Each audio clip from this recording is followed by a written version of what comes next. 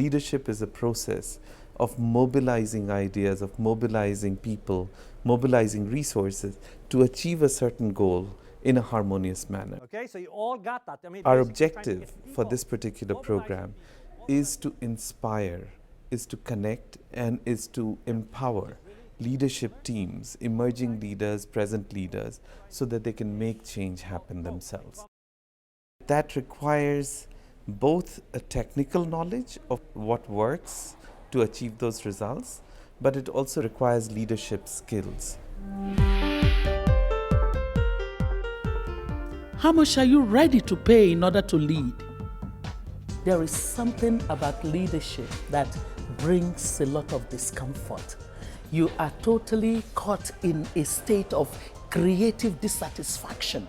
You really want to be able to do something that would make a difference. And that, for me, is the epitome of leadership, where you simply say that what you've been handed over is not good enough, no matter how great it was before it was handed over to you. If you're courageous enough to raise your voice, but not only raise your voice, but to try bring other people together, people who will understand and follow your visions, and together with those people make things change, then that defines the true leadership. The second critical component of this program is connectivity. Key there is the adversary. We want leaders to be connected to these other leaders and to each other, so they find courage, they find examples from peer-to-peer learning. So everybody should win at the end of the day, isn't it? And through this program, we will connect this cohort to one another when they go back, and we will also help them forge coalitions and connectivity when they return into their countries. This conference is really about collaboration. That in effect, to be a leader and to effect the change that you may seek in your country, you need to make sure that the various stakeholders and the players are working together in a collaborative sense. You need leaders to come together who are courageous, who have vision, who have motivation, and who have tools, so that they can persevere, they can forge a collective vision with others, and they can forge coalitions to make change happen.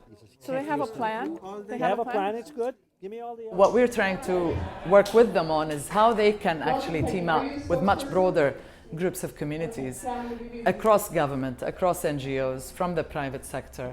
This is sort of behind the idea of a 2-year process. You have to be the one in the trenches, getting your hands and feet dirty, as some of our earlier speakers told us, particularly the Vice President for External Affairs, who was talking about his experience in Jordan, that the elites do not like to get their hands dirty. And that's one major reason that reform agendas fail. There is this level of spontaneity that begins to take hold of you as an emerging leader, and you find yourself having to express it. Maybe leadership is a process that just takes a life of its own. It just seizes you.